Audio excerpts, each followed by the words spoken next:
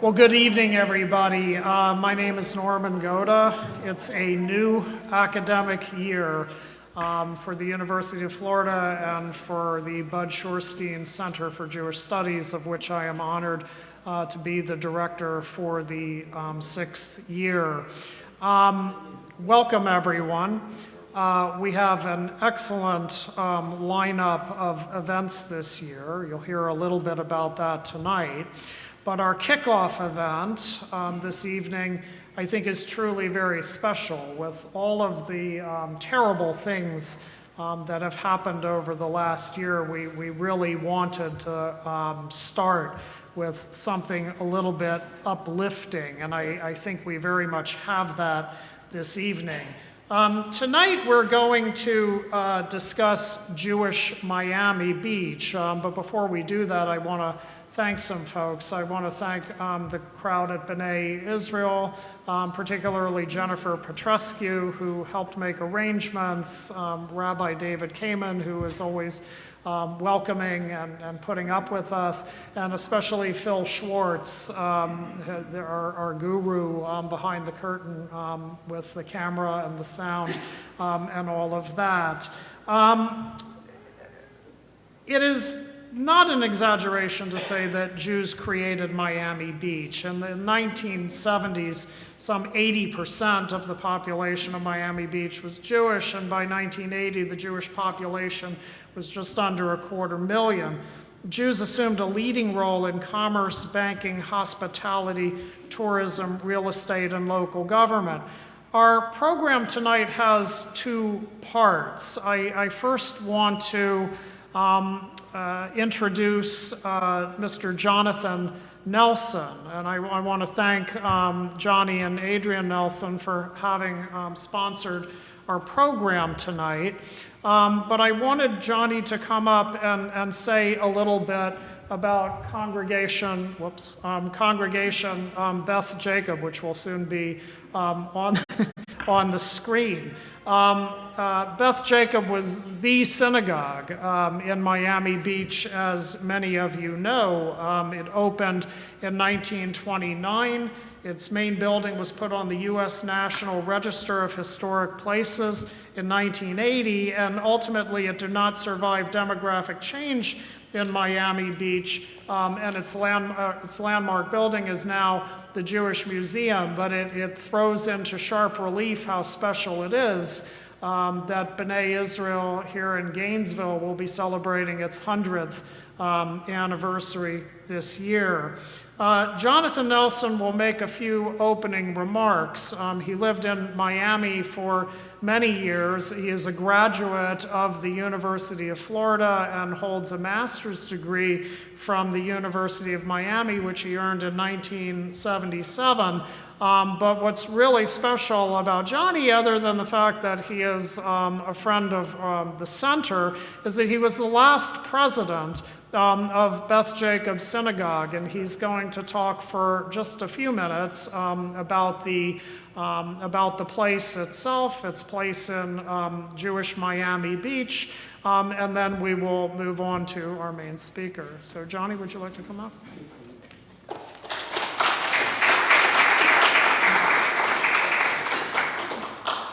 One small correction. I don't want to diss the Gators, especially after what happened against Miami the other day.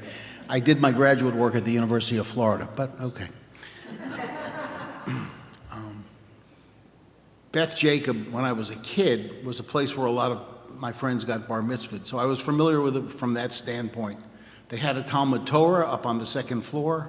They had a school, a religious school, and my father would go there sometimes with his father. It was in South Beach. Now, I got back to Miami in 1978 after getting my degrees here, and believe it or not, with all that, I'm a stockbroker for Thompson McKinnon on Lincoln Road in Meridian, if you're familiar with Miami Beach. And at the end of the day, it was a hot summer day, so I'd go down to the beach and I'd run and I'd do all that stuff, go in the water. And when you got down to about 4th Street on the water, you saw this dome, this big dome, and it's like a Spanish Moorish dome. And it's that Jewish star on top. What the heck is that? What is that? I didn't even know what it was. I didn't remember because I went there as a kid. So I drove down there one day. I introduced myself to the secretary, and I said, I don't have any place to daven for the high holidays. She says, well, come here. I said, do you have any seats? She says, we don't have seats here. She says, you come, you grab an envelope, and after the holidays, mail us a check or bring us some money. She says, but she says, I can tell you that in the bottom part of the synagogue, the people that give the big money, that's where they sit. So why don't you sit up top? So I got there, I sat up top. The first thing I noticed is the air conditioning was broken. Now, this was early September, kind of like now, and it was so hot outside. And then you had 750 people, elderly people in the synagogue with their coats, just do the body heat. It was 100 degrees inside. And it didn't bother me. For some reason, this place was this feeling of holiness. It didn't bother me. And so I noticed the rabbi right away. I recognized him. He was Rabbi Shmayuti Swirsky, who is a PhD professor of history at Miami-Dade North College. And I had taken 2 of his courses. That was pretty neat, I thought. So, okay, this is far from home, but this is a pretty little place. It has gorgeous stained glass windows. It has a beautiful brass chandelier. I said, it's the rabbi and the cantor both were wearing, what are the white gowns called again? That, right. And anyway, kittles. They had kittles on. And I said, it's a holy feeling place. So I joined, and I started getting involved, and I got on the board. And what happened on the second day of Rosh Hashanah, I got a little ahead of myself, the second day of Rosh Hashanah is we're davening, the air conditioning's broken, the place is full, and a ruckus starts in the middle of the synagogue. The way they had it is they had a mechitza, that's a separation, for the Orthodox men over there, and then they have women sitting here, and then anybody they want sits over here, something like that. So it's kind of like conservadox, something like that.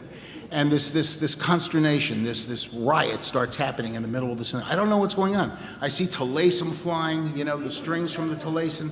I see people, elderly 80-year-old men falling over the chairs. They're fighting. They're having an all-out fight. What it was this.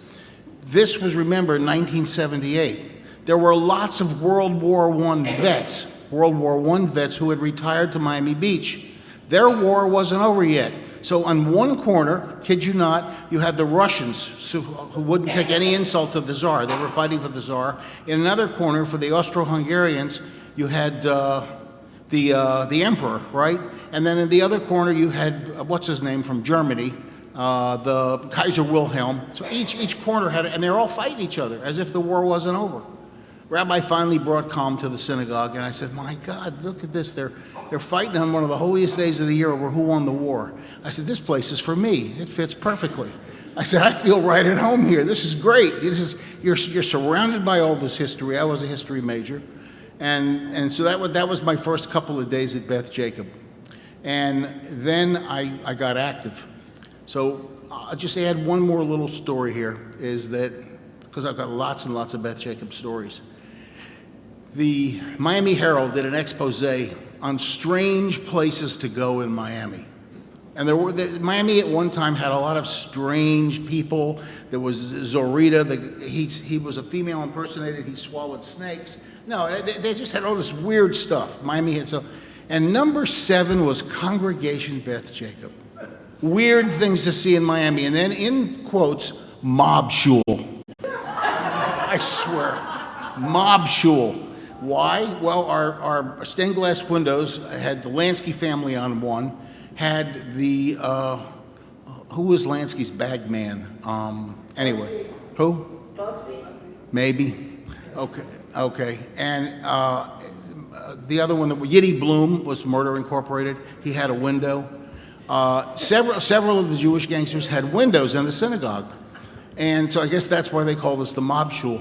Well, when I became the vice president, one of my responsibilities was to welcome the Lansky family. Kenny, I'm just trying to think of the guy that worked for him. Anyway, Malnick. So it was the Malnick and the Lansky families. And Malnick worked for the Lanskys. And on the holidays in which you had the service for the departure of the dead, the Yizkor service, I had to go out to the front of the synagogue. It was my responsibility. When they drove up in these big, dark Cadillacs, open the door and escort them in. We kept the second row of the synagogue completely empty for them and their buddies. So we bring them in. They'd already have an envelope or something stuffed with a check or cash. Stick it in my pocket. I didn't touch it. All right. And we'd go seat them, and they'd do the Yizkor prayer. And when the Yizkor service was very fast, was over, they'd get up, walk out. That's it. We wouldn't see them until the next time there was a Yizkor.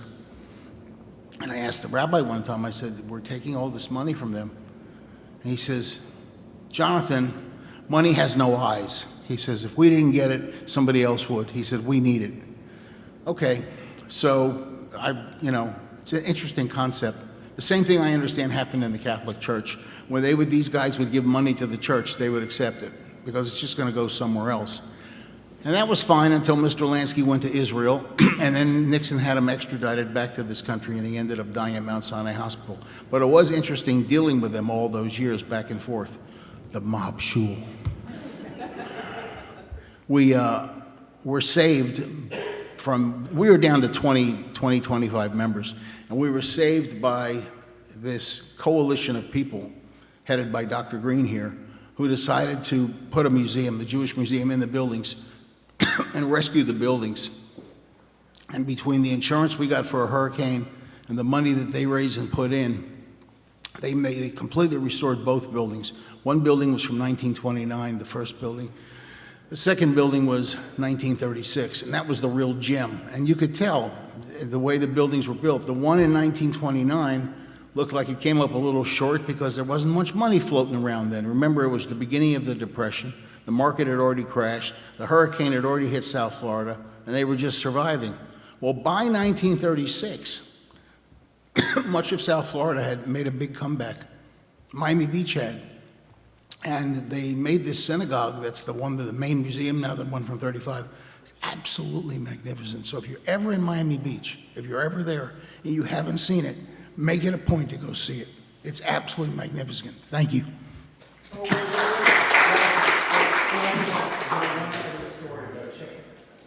you want the chicken story? I want the chicken story. A good story. We had what's his name? I'll think of his name. Metchkov, yeah. We had a rabbi whose brother was in the kosher chicken business. And it was very hard to get kosher meat, real kosher meat in Miami Beach in the 1940s and 50s. Rabbi Menchlikov set up in the kitchen a place where they brought the chickens, butchered them, cleaned them, and then people would come in and put an order in, and the chickens would be ready to go. And so they'd line up on Sunday morning. They'd drop off the orders on Saturday. They'd line up starting around noon on Sunday morning to get their kosher chickens, and they go in and out of the synagogue with the chickens. And one way to make money is you sell chickens. Now, they weren't selling beef, they weren't selling lamb, and God forbid pork, but they were selling chickens. And the chickens supported the synagogue. People came from all over, I understand, to buy the chickens, not just members of the synagogue. Where else were you going to get fresh kosher chickens? Congregation Beth Jacob. Okay, thank you. Yes? How much of a competition were the kosher hotels along Miami Beach for the kosher food for the community? Well, the kosher hotels were mainly seasonal, meaning that they would close around April 15th. They'd reopen again sometime around December 1st through 10th. So for 6 months out of the year, they weren't a concern.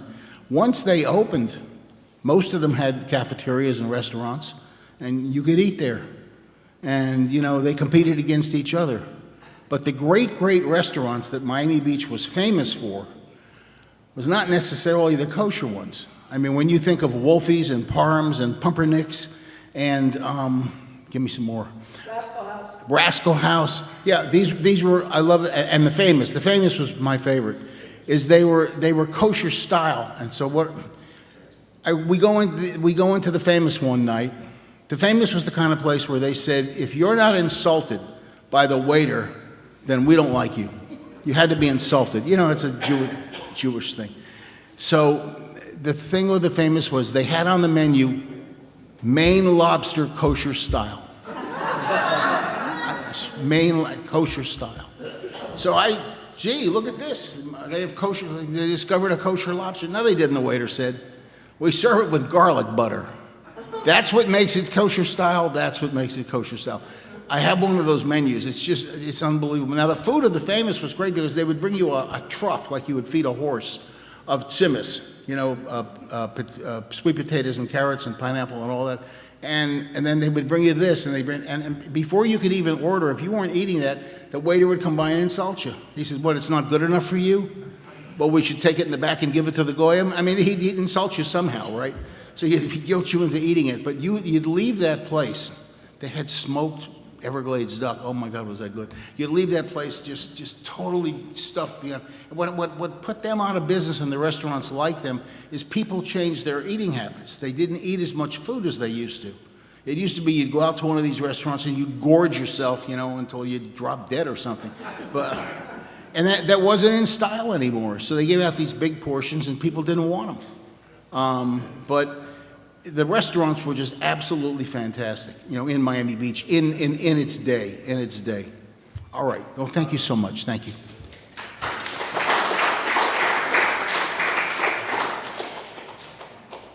Thank you so much, Johnny. I didn't know you had mob connections, but I feel a lot safer now that I know. They seem like they were really nice guys. Now for our main speaker, everyone, Professor Henry Green, who actually is at the University of Miami. We won't hold that against him this week. Professor Green is a native of Canada. He did his postgraduate work at the Sorbonne, at Hebrew University of Jerusalem, and at St. Andrew's College at Oxford. He has been at the University of Miami since 1984, and he ran the Judaic Studies program at Miami for his first 16 years. He's authored 4 books, all of which show his range and diversity of interest, and he has also undertaken numerous pivotal research projects.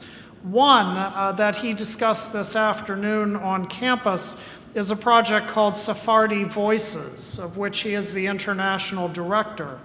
The project's mission is to record, document, and preserve the memories of Sephardi Jews to make them digitally accessible, similar to the Shoah Holocaust Project, and to get UN recognition of the exodus, the forced exodus of Sephardi Jews from Arab countries, and of course most wound up in Israel and in France. And I mention this because his book, Sephardi Voices, is available out in the lobby.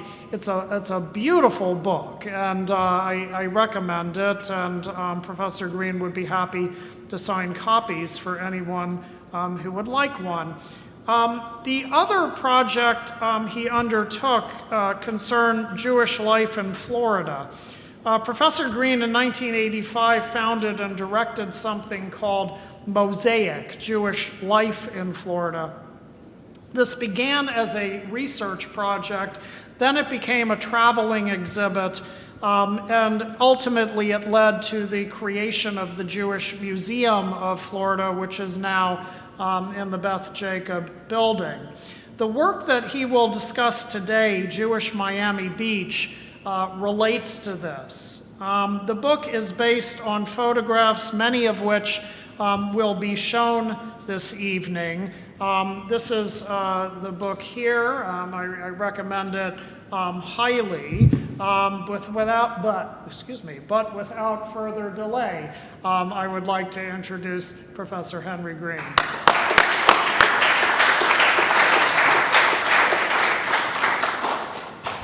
I feel that I shouldn't be talking. I should just ask how many people in this audience grew up in Miami Beach. Phil already. Okay, so, immediately I am going to be a victim here, because no matter what I say, you know better than I do. I came in 1984, so I do not know experientially what Miami Beach is about. I'm an academic that is providing research. So let me first go back to the beginning. Get on my glasses so I can see what I'm doing. So first, I just want to say thank you, Jonathan, for your words. Thank you, Norman, for inviting me. I don't know if Alex is here, Alex Stern, or not. He's the president, so thank you, Alex. Thank you, Rabbi Kamen. He's here somewhere. And I want to just honor the fact that you are now going to celebrate your 100th anniversary on September 22nd. Beth Jacob is 3 years behind. It'll be in 1927 when actually it was inaugurated. I was brought up in a strong Jewish tradition that one needs to do a little Jewish learning always, especially in a synagogue. So the parsha this week is Shoftim in Deuteronomy, and or Devarim, and it's about leadership. And here is this synagogue for 100 years that has been leading the community, Kol HaKavod. And it's about the justice system. It's about the appointment of judges. It's about you need 2 witnesses. And it's about true and false prophets. And it's about cities of refuge. And my project, Sephardi Voices, is very much about the million Jews who are displaced from the Arab world and look for cities of refuge. And so, in a sense, if I just focus on that for a second, we're all responsible for our tribal members. And we have communal responsibility. And I think that what B'nai Israel has been doing is taking care of the tribe. And so I very much appreciate that, and thank you for inviting me. So the core of my presentation tonight is really talking about Beth Jacob, which is similar to B'nai Israel, and I use it as a way to talk about the story of Jewish Miami Beach, because the first generation, that was the generation which built, designed about 100 of the Art Deco hotels and buildings on Miami Beach. The designer was a guy named Henry Hauser, who was a member of the synagogue. Then you move to the second generation. They're the ones who are Mount Sinai Hospital, the Fontainebleau Hotel. And then you move to the third generation, and that's Bell Harbor, that's Aventura. So, in fact, this synagogue, in a way, is the core in terms of understanding the development of Miami Beach. I just make another point here quickly, and that is that Phil Schwartz, who is, where's Phil, somewhere? In there in that room. So he's going to be speaking on the first Jews of Lucho County, right? I mean, that's what he's doing on the 8th. And so, in a sense, he again is an inspiration for me, because when I came to Miami in 1984, I was asked by the Jewish Community Center if I could do something on American Jewish history, and I knew nothing about this. And I said, why not Florida Jewish history?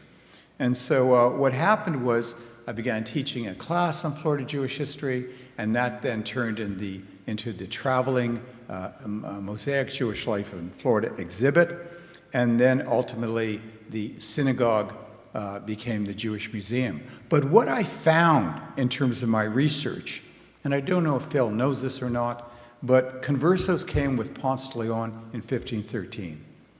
The third governor of St. Augustine was, in 1517, was a converso. But more importantly, the George Washington of Florida, which we do not learn anything about, was David Levi-Yulee in 1845. He's the guy who built the railroad. He's the guy who left the Union and defended the South. He's the guy who saved Judah P. Benjamin. He's the guy whose father set up a proto-kibbutz in Micanopy in 1819. First kibbutz, actually. Why do we not learn this in our Florida schools? This is not radical racial theory. This is a story of Florida, and it's 100 years before we have the story of the Jews settling in New Amsterdam, New York in 1654. This is our backyard, and we should be proud of it. And B'nai Yisrael, 100 years old, we should be proud of. This is the root of what our community is about. And it goes back hundreds of years. Sorry, I got carried away a bit there. So, let me just take you through Jewish Miami Beach here. So here we have a picture of Jonestown Crab. You know, it's a very kosher place. Did they have kosher style for those two? Exactly. So this is one of the major restaurants that's been around. It started in actually 1915 as like a hot dog kind of stand. And it's been around for more than 100 years. And it attracts international clientele everywhere. Here's a little example of tourists, Frank, Larry, and Herbie Gickman, who are just, you know, posing with an alligator. This was very, very famous in the 1920s. You posed with an alligator. This is what you did. And now we pose with Barbie, you know, so it's... Here's an example of another tourist family, the Gaynors. And so what you see is the palm tree with the alligator. Milton played a role in Milton Gaynor in founding 2 banks on Miami Beach. This is very typical. Tourists would come, they would play on the beach, and Loomis Park in particular was a very famous place for Jewish bathers. So let's move to hotels. I'm going quickly here because I want to really hear your comments. This is the Cardozo Hotel. It was named after U.S. Supreme Court Justice Benjamin Cardozo, who died a year before the hotel's completion. I'm working, I'll just say a few words about this because it'll resonate. This is where Frank Sinatra's movie, A Hole in the Head, was made. It later was the first hotel to be renovated for Art Deco. And again, it was designed by Henry Hauser and bought by Gloria Estefan in the 1990s. Amazing history with this hotel.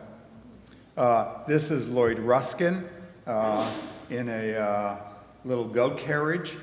His brother-in-law was Max Orvitz. They were involved together in businesses like natural gas, cement manufacturing.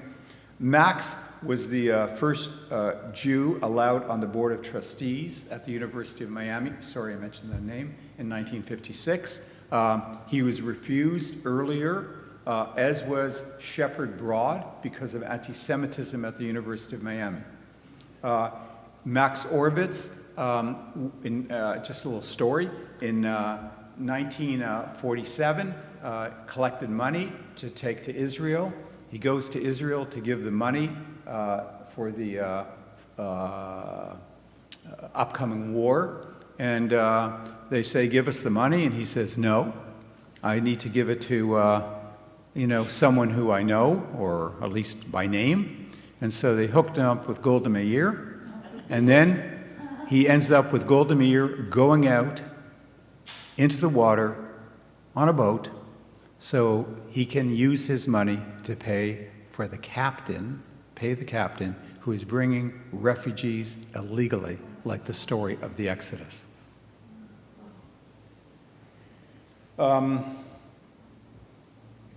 This is Richard and Buddy Stone, Pirates of Love party, Valentine party. Their father, Nathan Stone, operated the Blackstone Hotel on Miami Beach on 830 Washington. It was the tallest structure on Miami Beach at that time, 13 stories. It was Mediterranean Revival style. And this was the first hotel that provided accommodation for African Americans in 1954. He was threatened with his life. He had to send his family away. Just again, another little fact, George Gershwin wrote portions of Porgy and Bess while he stayed at the hotel.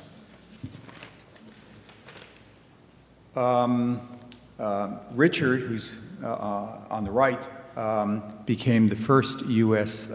Jewish, the second, after David Levy the second Jewish senator of Florida. This is the Essex Hotel, designed again by Henry Hauser, located on Collins and 10th. It became a stellar attraction in the area. It only allowed Gentiles only. There was a very big sign that said that. And the hotel was close to the Alamac. And then you had also the Betsy, which is very well known now. Lots of different Jewish hotels at that time. This is on your right here. You see the Mercantile Bank Tower. It housed, interestingly, the S&G gambling syndicate, 5 Jewish entrepreneurs that monopolized businesses with Mayor Lansky. Totally upfront. Jonathan probably visited, you know. This is Beth Jacob, which we mentioned, Jonathan mentioned, founded in 27th. The building on the left is the 1929. On the 30s, the one on the right is 36, Art Deco style. That was, again, designed by Henry Hauser. This is Freddy's, a kosher butcher in the early 1950s.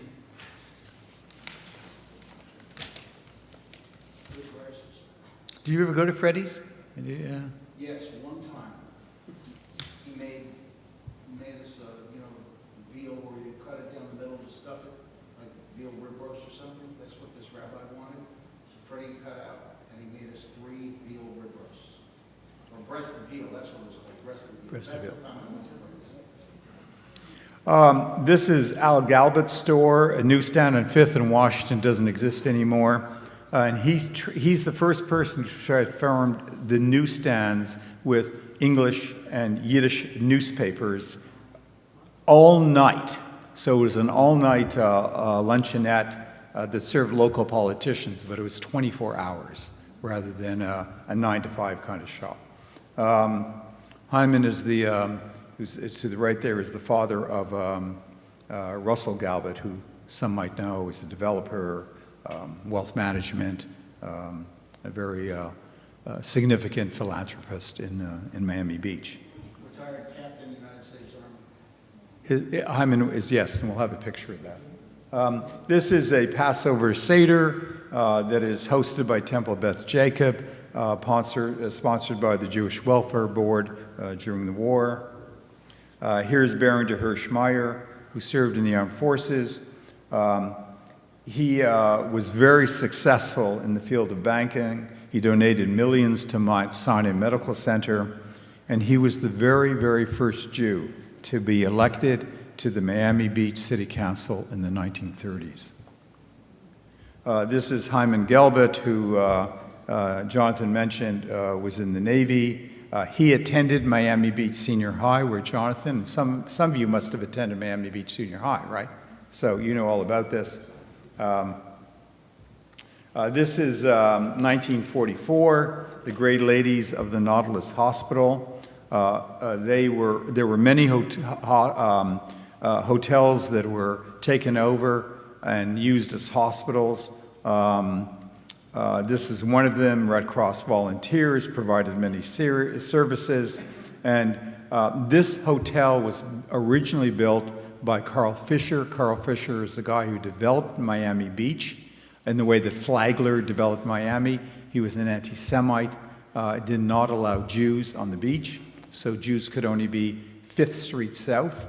And he, interestingly enough, after he died, this became surplus and became the Mount Sinai Hospital. The person on the left holding the Torah is Rabbi Menshlikov that was mentioned, and this is a Sefer Torah that was presented to the congregation, and Jonathan's already told you the story about the chickens. He had to make a living. This is the Jewish Community Center of Temple Emmanuel, or later called Temple Emmanuel. And Mother Bloom, that you see in this picture, was a person who cooked, baked, and distributed food to the hungry, all during the war. Very significant woman. This is, of course, Wolfie's Restaurant, which I'm sure so many of you ate at, 21st and Collins, known especially for its hot pastrami sandwiches and free pickles and coleslaw. Free pickles and coleslaw. This is a fundraiser for the Miami Jewish Federation in the 1940s. And what's really interesting about it is that if you take a look at the various kind of donations that is given, the winter residence category was the highest category of people who gave donations during already the 1940s. This is a wedding in Beth Jacob of Miriam Feit and Saul Rose. It's also the refurbished sanctuary after the World War II. And again, it's indicative of what Henry Hauser did. Here we have Temple Beth Shalom in the early 1940s. It's a synagogue very close to Mount Sinai Hospital. The religious school was established in the late 40s. The rabbi who came, like Lehrman, Rabbi Lehrman of Temple Emmanuel, Rabbi Kronish of New York, both came from New York. And Kronish became a very, very prominent leader. He's the person who came up with the idea of, I don't know if you do this still or not, you know, on Yom Kippur you have bonds, you know, and you press. He came up with that idea. He also started the High School in Israel program, if you know anything about that. He was the person after the Six-Day War who said, okay, let's send shlichim from Israel to America, people who would be empowering the congregation in terms of the community, in terms of Zionism.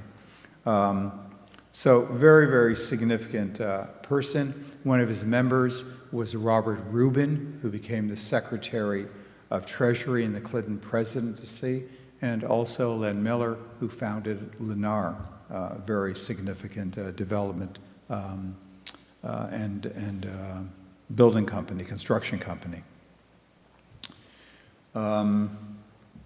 Okay, Shepard Broad. Shepard Broad is the person who developed Broad Causeway, developed Bal Harbor. He was a Russian immigrant, an orphan who arrived in the U.S. By way of Canada at age 14. What you see in this picture is Broad as a child with Andrew Stark, who rescued him from a ship that was sinking. He went to Canada first and then came to America. He vacationed in Miami in '39, fell in love, moved to Miami Beach.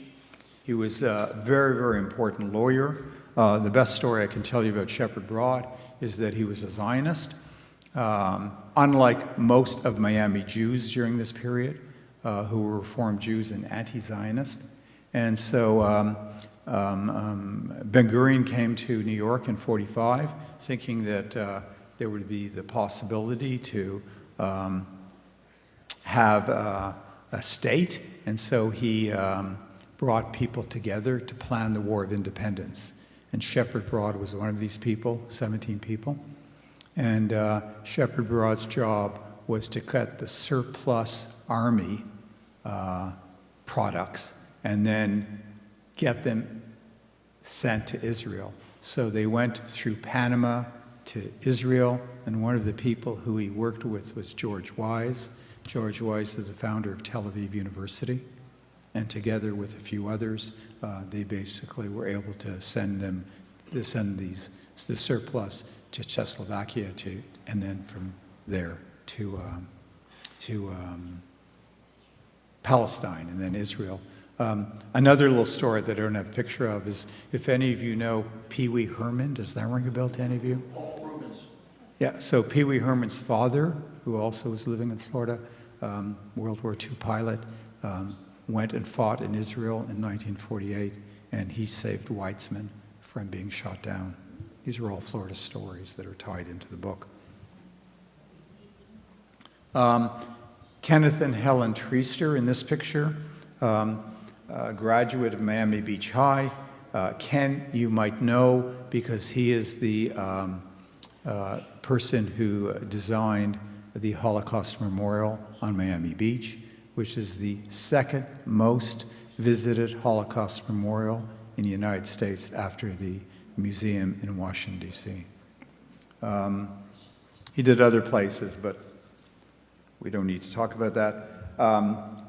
Rabbi Irving Lehrman, that you see there at the head of the table, spiritual leader of the Miami Beach Center, which Miami Beach Jewish Community Center, which becomes Temple Emmanuel. Very, very prominent, probably most important conservative rabbi. His congregation, at one point when it was rebuilt in '48, could have 1,800 members.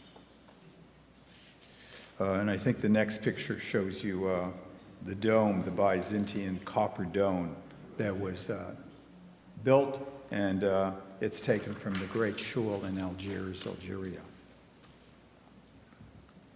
This is architect Percival Goodman, who rendered the design for Temple Beth Shalom.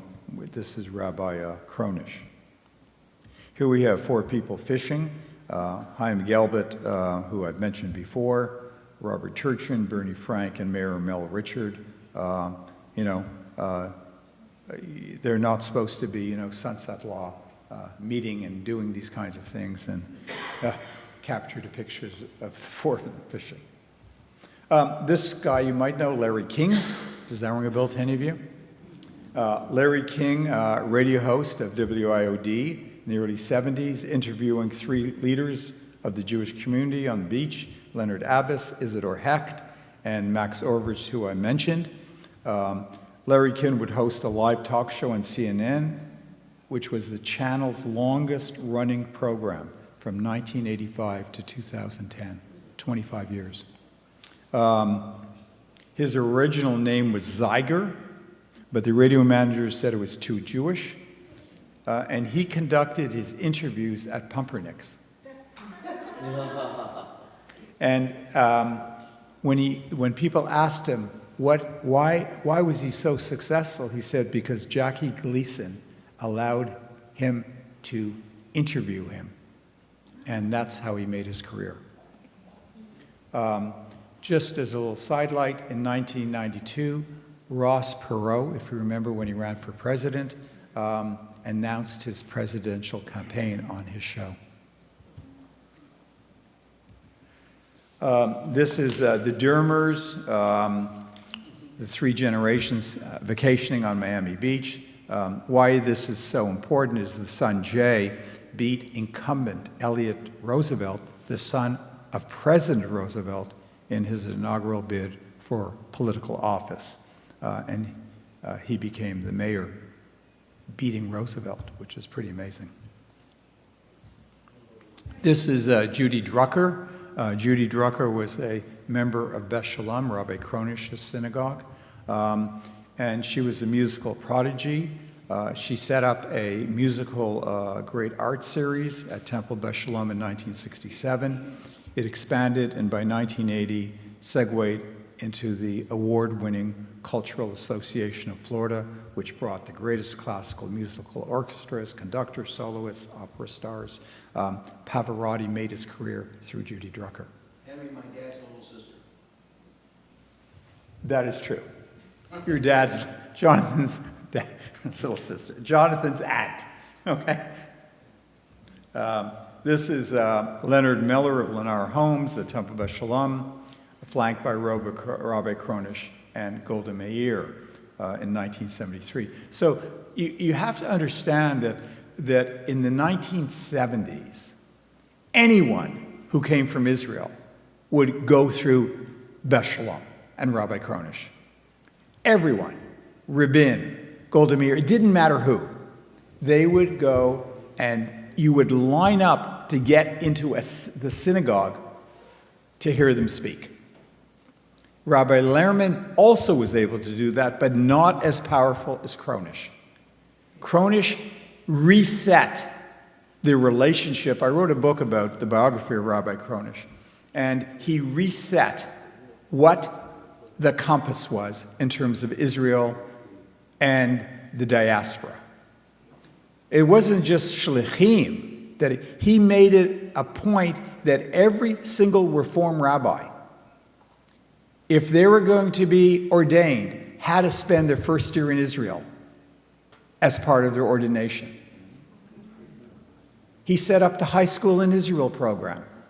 Just on and on and on of how do you create a kesher, a connection between Israel and the diaspora? An amazing person. So every Israeli leader would come to his synagogue. Okay, well, this is, Elie Wiesel. I don't know if any of you know this or not, but Elie Wiesel had a condo on the beach, and he and his wife would come down regularly for the winter. I mean, it was unknown. But again, because of Judy Drucker and Rabbi Kronish and people like this, when I was teaching in the 80s and 90s, Elie Wiesel would, not announced, always come to my class once a year and teach my students. He's an amazing guy. This is Diane Camber with Barry Schreiber left and Mayor Steve Clark right. Diane was the director of the Bass Museum on Miami Beach, and here she's getting an award for the Jewish Prague Historical Exhibit.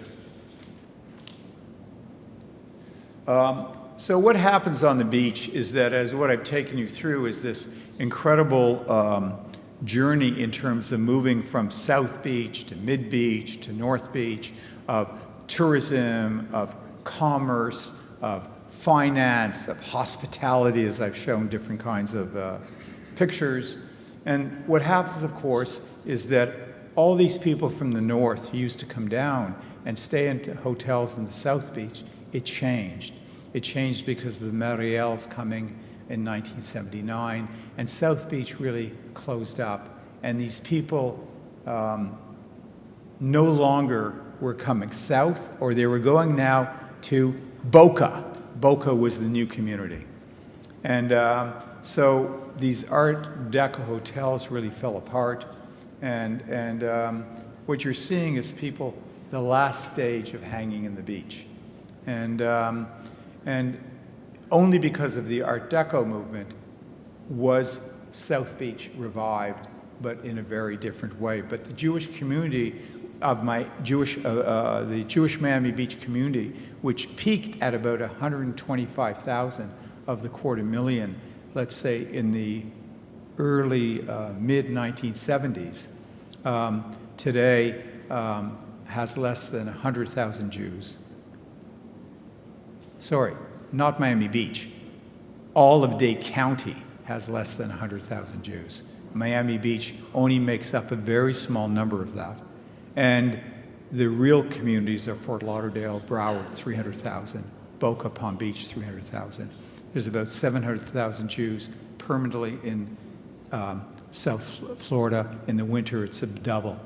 It's about 1.2 to 1.4 million. But the beach, which was the heart, has very much changed from the 1980s because of the Mariels, because of Hurricane Andrew, because of all kinds of things in terms of transformation. And so the last slide is really paying homage to Jonathan and his parents. His father was actually the mayor of Bay Harbor Islands after Shepherd Broad, and he was the attorney for Beth Jacob. And as Jonathan said, he grew up on the beach. He taught high school on the beach, and we're very fortunate that Jonathan supported this effort to create this book. And thank you so much for sharing the story of Miami Jewish Beach.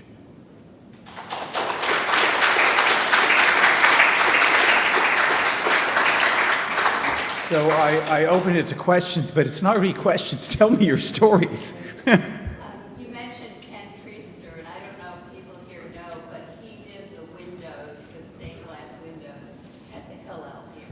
Oh, really? I didn't know that. He also did the painting in the lobby, which was one of his last pieces of artwork, but more importantly, he did the Judaica Library at the University of Florida, which is absolutely magnificent. Ken is still living, by the way? Yes. Still living. He's in his 90s. Just one more thing about Beth Jacob, I forgot. I was always so proud of her. We were going through the files. There was all kinds of receipts and stuff for shoes, tons of shoes dated 1957. Beth Jacob by itself filled one Florida East Coast boxcar with boxes of brand new shoes. Now it's 1957. Where do you think those shoes were going? Montgomery. The bus boycott. So the people there were wearing the shoes, boycotting the buses. They wanted equal rights on the buses. The bus company would give them. They were out their shoes. They didn't money to buy new shoes all the time. So Beth Jacob, along with Beth Israel, Temple Israel, and Temple Emmanuel, and Temple Beth Shalom got together and filled 3 boxcars with brand new shoes and sent them to Montgomery. And we were part of that. I was so proud of that when I found the file on that. I just wanted to share that with you. A number of hands went up in terms of Miami Beach. Come on, tell us a story or two. I'm surprised you don't touch on the fact that when I grew up on Miami Beach, South Beach was the Art Deco hotels were efficiencies for the Jews that had escaped the Holocaust. And the people would sit in rows facing Washington Avenue. There's just rows and rows. And then it became the poor Jews and the poor Cubans that lived there. And then when they started buying up the Art Deco hotels, they slowly kicked them out. And these people had no place to go because they were all on fixed incomes. And that's a lot of the migration away from South Beach was how they started making South Beach the place. And the person I remember is Madonna, who bought a lot of the hotels there and started kicking them out. Well, And that's very sad. Well, there's a number of reasons why. What happened was in the early 1950s, they finally figured out how they could have air conditioning in hotels. The Fontainebleau was actually one of the very first that did that. And so who would come to Florida if you didn't have air conditioning? The people who were working in the textile industry in New York as they retired, they would come down and stay in these Art Deco hotels. And so as the hotel started having air conditioning, it very much changed the image of what South Florida was about, and especially Miami Beach. And on the other hand, racism was still a very, very big issue. So, for example, when you had Sinatra and Sammy Davis Jr., for example, playing in the Fontainebleau Hotel in the 50s, Sammy Davis Jr. had to wait in the kitchen until he performed. And then he had to go back to Overtown to sleep. He couldn't stay on the beach. Now, the Jews, I mean, you want to really know what's going on here. The Jews were just as responsible in terms of the racism as the non-Jews. And it took until 1970, when the Jewish population was 70%, 75% on the beach, a Supreme Court decision, a Florida Supreme Court decision that allowed blacks to finally be integrated into Miami Beach High because the Jews kept them out. So if you really, I don't want to go into all these stories, but you got to understand it in terms of its history. But in terms of Jews, so here's this anti-Semitism going on, but on the other hand, you also have racism going on. Then you have the Cuban population coming in. And I didn't really talk about that in any way, which ties to my other book, Sephardi Voices. So the Jewish community was not happy about the Jews from Cuba coming. And so they slept on the floor of Temple Menorah on the beach. And then it took time before you ended up with the Cuban Hebrew congregation, which is the Ashkenazi congregation on 17th Street. But Temple Moses, which is a Sephardi congregation, took longer for that to happen because Sephardi and Ashkenazi were separate. So there's lots and lots of stories here, and then what happens, of course, is South Beach and on and on and on in terms of that population and Meals on Wheels in order to support them. But I want to just tell the story in a fluffy way rather than get into these deep issues. More questions? More stories?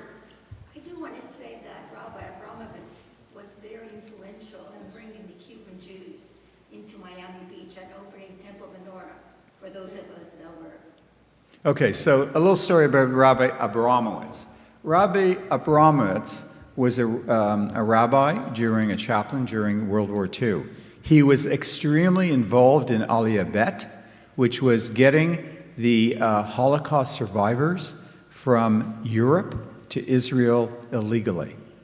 And when he became the rabbi of Temple Menorah, he was one of the very few who stood up and, just as you said, saw this in the same kind of way and was instrumental in helping the Cuban Jews who came to Miami Beach. Thank you.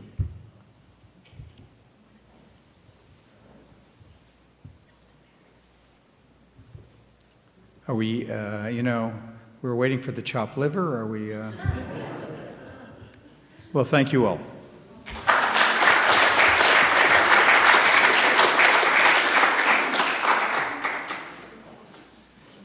Thank you so much. I just wanted to mention some of those slides made me very hungry. I'm sure they made you hungry as well. We have a wonderful reception out in the hall. The food is by Ipti. She will not insult you, unlike the waiters at Famous. Please stick around. We have books outside. You can ask Dr. Green questions if you like. And thank you so much for coming out tonight.